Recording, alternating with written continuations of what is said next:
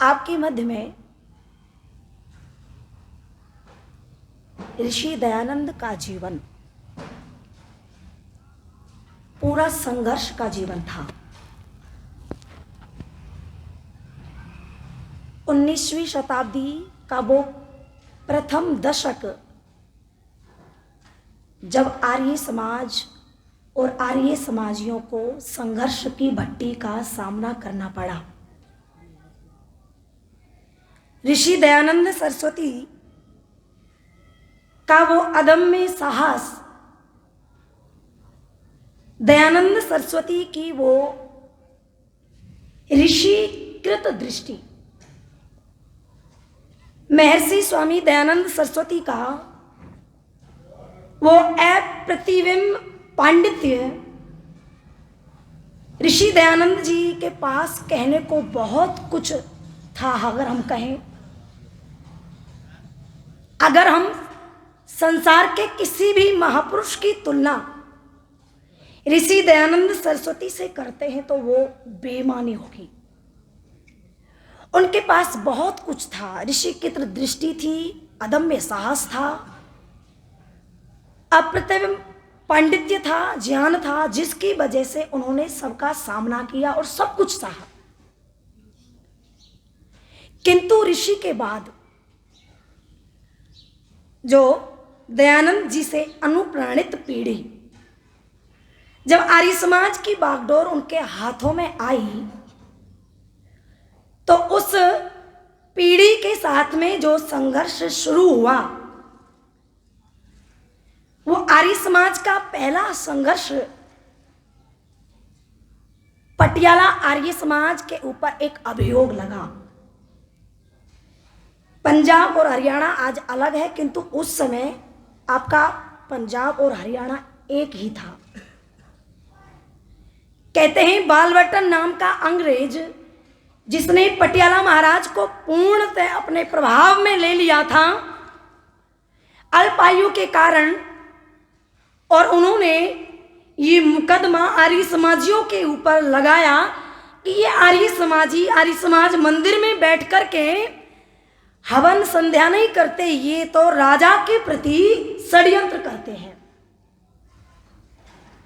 तो उस समय आर्य समाज के ऊपर ताला डाल दिया गया और आर्य समाजियों को जेल में। तो इतिहास साक्षी है। मैं कोई बनी बनावटी बात या छोटी मुंह बड़ी बात मैं नहीं करना चाहती आपके मध्य में। कहते हैं उस समय ऋषि दयानंद सरस्वती से प्रभावित 3 व्यक्ति आर्य समाज के। पहले थे स्वामी श्रद्धानंद सरस्वती, द्वारिका प्रसाद जी, और एक लाला प्रसाद, कुछ ऐसे करके नाम विस्मृत हो रहा है मुझे। ये 3 व्यक्ति थे जो उस समय आर्य समाज के लिए अपना सर्वस्व न्योछावर करने के लिए तैयार थे। तो कहते हैं ये 1909 की बात है। कोई भी लाहौर से पटियाला आने के लिए पहली बात वकील तैयार नहीं था कि वो आर्यों की पैरवी कर सके, आर्यों का मुकदमा लड़ सके, आर्य समाज के ऊपर जो ताला डला है उसे तोड़ सके और आर्यों को जेल से बाहर निकाल सके। कहते हैं एक भी वकील की हिम्मत नहीं हुई। एक वकील को 1250 रुपए का भुगतान भी पहले ही कर दिया गया, किंतु वो साहस नहीं जुटा पाया कि अंग्रेजों के सामने आर्य समाजियों की पैरवी कर सके, उनको जेल से निकाल सके। तो इतिहास में अंकित है कि स्वामी श्रद्धानंद सरस्वती स्वयं चोगा पहन करके न्यायालय में उपस्थित होते हैं और आर्यों की पैरवी करते हैं, आर्यों को जेल से निकालते हैं, और जो आर्य समाज के ऊपर ताला डला था उसको भी तोड़वाते हैं। ये आर्य समाज का पहला संघर्ष था। और इस आर्य समाज के प्रथम संघर्ष की कुछ 2-3 महत्वपूर्ण बातें ये थी कि उस आर्य समाज के अंदर एक सेवक रहा करता था जिसका नाम था वीर खंडो सिंह। वीर खंडो सिंह जो कि आर्य समाज का सेवक उस समय था। आज सेवकों को लेकर के चतुर्थ क्लास की बात हम करते हैं और उनको कहीं ना कहीं हम उपेक्षित भी कर देते हैं।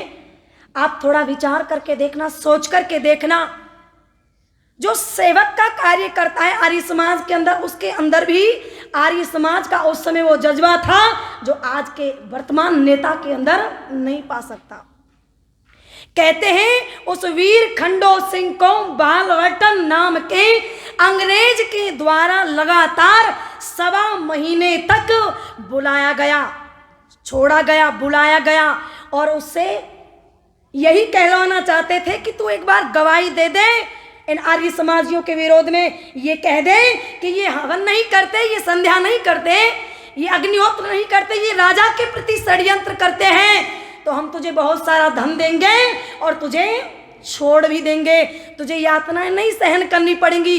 कितनी जातियां उस आर्य समाज के सेवक के ऊपर हुई, फिर भी उसने बोलो जो वो लोग कहलवाना चाहते थे वो नहीं कहा और अंत में ये कह करके छोड़ा बालवटन ने कि हमने तुम्हारी सिफारिश की है ऊपर, तू गरीब आदमी है, जा घर जा, लेकिन एक बात सुन जा जाते जाते, क्या हम तुझे इसलिए छोड़ रहे हैं कि तू गरीब आदमी है और इसलिए भी तुझे छोड़ रहे हैं कि तू आज के बाद आर्य समाज का काम जिंदगी में कभी नहीं करेगा। लेकिन माताओं, बहनों, सज्जनों, उस आर्य समाज के सेवक वीर खंडो सिंह ने जीवन भर कभी आर्य समाज का काम छोड़ा नहीं। कहते हैं कुछ दिनों बाद में उसको एक दिन रास्ते में चलते हुए को निरुद्ध कर लिया गया। क्यों? इसलिए पूछा कहाँ जा रहा है? आर्य समाज में हवन होता है, सत्संग होता है, अग्निहोत्र होता है, तो माताओं बहनों को महिला सत्संग के लिए निमंत्रण देने, सूचना देने जा रहा हूँ। उसको फिर गिरफ्तार कर लिया गया, निरुद्ध कर लिया गया और फिर उसके साथ जातियां हुई, लेकिन फिर भी उसने आर्य समाज का काम जीवन भर नहीं छोड़ा। उसी के पास एक आर्य समाज वरनावा, कहते वहां के 12 आर्यों को जेल पहुंचा दिया गया, किंतु एक भी आर्य समाजी वहां उस समय माफी मांग करके या गिड़गिड़ा करके जेल से बाहर नहीं निकला। आज आर्य समाज के पास ऐसी बात नहीं है कि कार्यकर्ताओं की कमी नहीं है, आर्य समाज के पास बहुत सारे कार्यकर्ता हैं, किंतु आज भी आर्य समाज के भवनों के ऊपर कब्जा है, ताला डला हुआ है। क्यों? इसलिए डला हुआ है क्योंकि आज आर्य समाज का उच्च से उच्च अधिकारी भी जेल जाने से डरता है, संघर्ष करने से डरता है। मेरी माताओं, बहनों, सज्जनों, ये आर्य समाज का पहला संघर्ष था। और दूसरा संघर्ष राजस्थान के अंदर धौलपुर एक जिला है जहां का राजा उदयभान, उसको उन्माद हुआ। ये 17 और 18 की बात है। और उन्माद क्या हुआ? उन्माद ये हुआ कि बाजार में सार्वजनिक शौचालय नहीं है, अब सार्वजनिक शौचालय बनवाने हैं तो उसके लिए स्थान भी चाहिए। अब स्थान किसके पास है? तो कहा वो स्थान आर्य समाज के पास है। वो स्थान आर्य समाज के पास है तो कहा कि आर्य समाज की मंदिर को, आर्य समाज की यज्ञशाला को वहां तोड़ दिया गया और सार्वजनिक शौचालय जब वहां बनने प्रारंभ हुए तो उस समय कहते हैं कि राजस्थान के आर्य इतने सशक्त, इतने पुरुषार्थी नहीं रह गए थे। उस समय बिना प्रांतवाद का भेदभाव किए हुए उस समय ठाकुर अमर सिंह, बिहारी लाल शास्त्री और स्वामी श्रद्धानंद सरस्वती स्वयं पहुंचते हैं, वहां जाकर के शास्त्रार्थ करते हैं। आज लोग कहते हैं ना, ये आर्य समाजी शास्त्रार्थ के नाम पर लड़ते झगड़ते फिरते हैं। मेरी माताओं, बहनों, सज्जनों, नौजवान भाइयों, मैं एक बात कह देना चाहती हूँ जो उन बुद्धिजीवियों ने कही, और वो बात क्या थी कि देखो, जब तक आर्य बुराई का विरोध करते रहे, जब तक आर्य बुद्धिजीवी, उपदेशक, भजन उपदेशक, विद्वान जब तक बुराई का विरोध करते रहे, बुराई कोसों दूर थी हमारे परिवारों से, किंतु जब से बुराई का विरोध करना बंद कर दिया तो ये सार्वभौमिक सत्य है कि जिस दिन तुम बुराई का विरोध करना बंद कर दोगे, वो बुराई मिटे या ना मिटे अलग बात है, किंतु वो बुराई आपके परिवार के अंदर, आपके जीवन के अंदर निश्चित रूप से 100% आएगी, उसको कोई रोक नहीं सकता। इसलिए वो बुद्धिजीवी शास्त्रार्थी कहा करते थे कि हम शास्त्रार्थ करेंगे, और शास्त्रार्थ से ही उन्होंने धौलपुर उदयवान राजा को झुकाया था और बाध्य किया था कि यहाँ सार्वजनिक शौचालय बोलो नहीं बनेगा। ये दुर्भाग्य की बात है कि वो जगह हमें नहीं मिली, किंतु आर्य समाजियों ने बोलो वहां पर सार्वजनिक शौचालय यज्ञशाला के स्थान पर बनने नहीं दिए। ये आर्य समाज की संघर्ष की दूसरी जीत थी। उसके बाद में हैदराबाद का सत्याग्रह, हैदराबाद के निजाम ने हिंदुओं के मंदिरों पर बंदिश लगा दी थी। कोई घड़े घंटाल नहीं बजाएगा, कोई दीपक नहीं जलाएगा, कोई पूजा नहीं करेगा। तो उस समय कहते हैं आर्य समाज के 16,000 सत्याग्रही बोलो कहाँ गए थे? हैदराबाद। हो सकता है आपके गांव से भी गए हों। 16,000 सत्याग्रहियों ने जाकर के जेल भरी, वहां ईंट खाई, सीमेंट की रोटियां खाई, और कर्णधार जो थे, कमान जिन्होंने संभाली थी, महात्मा नारायण स्वामी जी कहते हैं वहां शास्त्रार्थ किया, वहां पर दंगे हुए, लाठी खाई, अनेकों प्रकार की जातियां, अनेकों प्रकार की उनके ऊपर यातनाएं हुई, किंतु उन्होंने पीछे कदम नहीं हटाया और हैदराबाद के निजाम को झुकना पड़ा। जो हिंदुओं के मंदिरों पर बंदिशें लगाई थी, उन बंदिशों को तोड़ना पड़ा। और कहते हैं जब वो बंदिश हैदराबाद के निजाम ने हटा दी, हिंदू वहां पर फिर से पूजा अर्चना करने लगे, मंदिरों में घड़े और घंटाल जब बजने लगे, तो पता है हैदराबाद के निजाम ने स्वामी जी से क्या कहा था? स्वामी जी से कहा, तुम बुद्ध परस्ती को मानते नहीं, फिर भी क्यों यहाँ मरने के लिए आ गए? तुम तो आर्य समाजी हो, तुम तो मूर्ति पूजा करते नहीं। तो वहां नारायण स्वामी कहते हैं कि भले ही मैं बुद्ध परस्ती को ना मानता हूं, किंतु ये जो राम और कृष्ण की मूर्ति के आगे दीपक जलाते हैं, जो इनको पूजते हैं, वो है तो हमारे भाई। वो मूर्ति को पूजते हैं और हम उनके आदर्श की पूजा करते हैं। यही अंतर है उनमें और हम में। किंतु हम उस एक ही कैंची के दो सिरे हैं, चाहे आपस में खाली चलते रहें, किंतु तीसरा आएगा तो बिना कटे बोलो बचेगा नहीं। ये हमारे भाई, हम आपस में चाहे लड़ते रहें, किंतु इनके साथ में अन्याय वो हमारा घर का मामला है, हम उसे खुद सुलझा लेंगे। मेरी माताओं बहनों, ये आर्य समाज का तीसरा संघर्ष था, जहां आर्य समाजियों ने बोलो विजय श्री प्राप्त की थी। इसलिए माताओं बहनों सज्जनों, उसके बाद में अनेक संघर्ष हुए, जैसे दक्षिण मीनाक्षीपुरम का संघर्ष। एक पूरा का पूरा हिंदू गांव विधर्मी हो गया, पूरा का पूरा गांव। आर्य समाजियों ने वहां जाकर के शुद्धि का अभियान चलाया। उसके बाद में कश्मीर के अंदर हिंदू मंदिरों को तोड़ करके, शिव जी के मंदिरों को तोड़ करके मुसलमानों ने मस्जिदों का रूप दे दिया था। तो उस समय सार्वदेशिक सभा के प्रधान स्वामी आनंद बोध जी ने बहुत मोटी राशि लेकर के उस शिव मंदिरों को, कईयों को, एक नहीं दो नहीं, कई मंदिरों को पुनः शिव मंदिरों का, उन मस्जिदों को जो है जो बन चुकी थी, उनको पुनः शिव मंदिरों का रूप दिया। मेरी माताओं बहनों सज्जनों, स्वामी दयानंद सरस्वती का ये प्रभाव आर्य समाजियों के मन और मस्तिष्क में और हृदय में था, तब जाकर के उन्होंने इतना बड़ा कार्य किया। ये स्वामी जी का प्रभाव था सारा का सारा। कहते हैं कि एक बार जो स्वामी जी को सुन लेता था, एक बार जो स्वामी जी को पढ़ लेता था, भले ही वो आर्य बना या ना बना, किंतु संस्कार उसने अपने जीवन से कभी हटाए नहीं। एक ज्ञानानंद जिन्होंने विवेकानंद जी की जीवनी लिखी है, पढ़ करके देखना। वो वेदांत का विद्यार्थी बना, उसने वेदांत दर्शन पढ़ा। वो अलग बात है कि वो हमारे पास नहीं आया, किंतु संस्कार देखो। सुना था ऋषि दयानंद को तो प्रभाव कितना था। कहते हैं कि 15-16 वर्ष की आयु थी, पिताजी मंदिर से घर आते हैं तो पिता से प्रश्न करता है बेटा कि पिताजी आप प्रतिदिन कहाँ जाते हैं? पिताजी आप प्रतिदिन कहाँ जाते हैं? तो पिता कहता है बेटा मंदिर जाता हूँ। अच्छा ये बताओ मंदिर में कौन रहते हैं? तो कहते मंदिर में देवता रहते हैं, देवताओं की पूजा अर्चना के लिए जाता हूँ। अच्छा पिताजी देवता रहते हैं मंदिर में, और घर क्या है? बोले घर तो नरक है, नरक।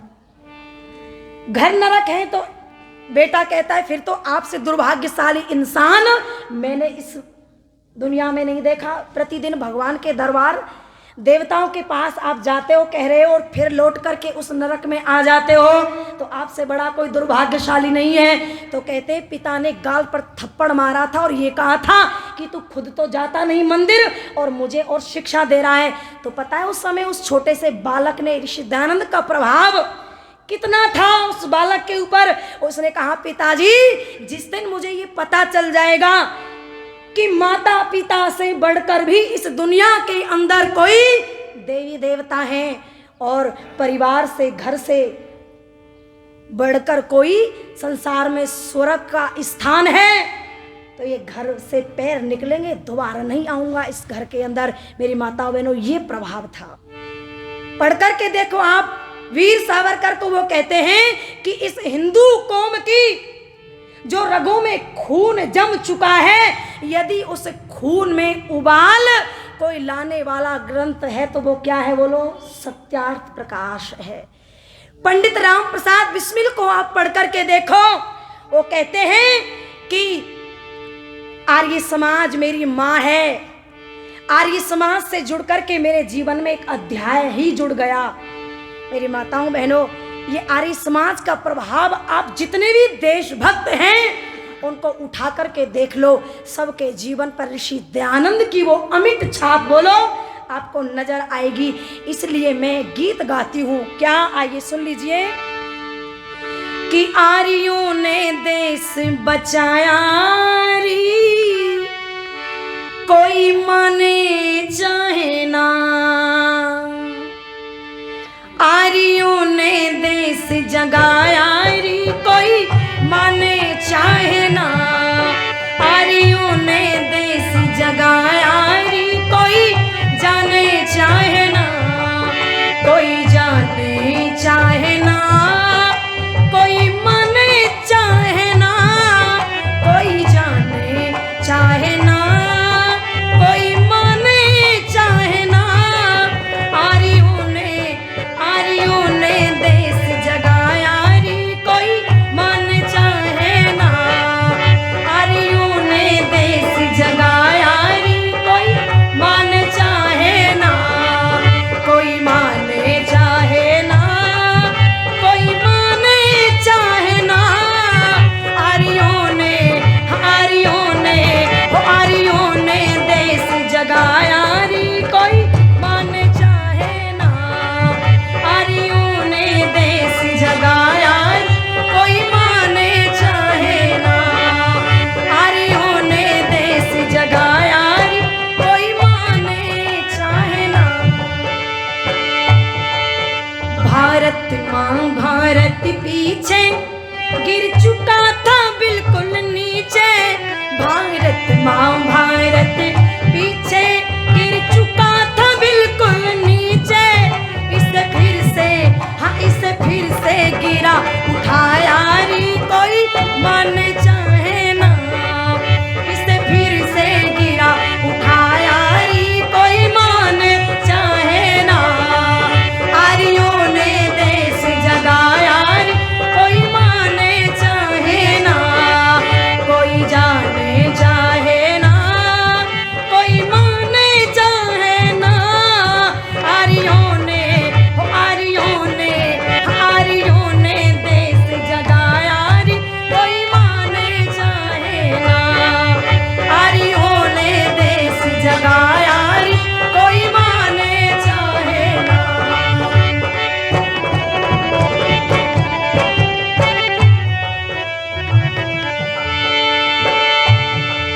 ये जुल्म था नारी जाती, पैरों की ठोकर खाती, ये जुल्म था नारी जाती, पैरों की ठोकर खाती, इस फिर से, ओ इस फिर से, हाँ इस फिर से ऊंचा उठाया री, कोई माने चाहे ना, आर्यों ने देश जगाया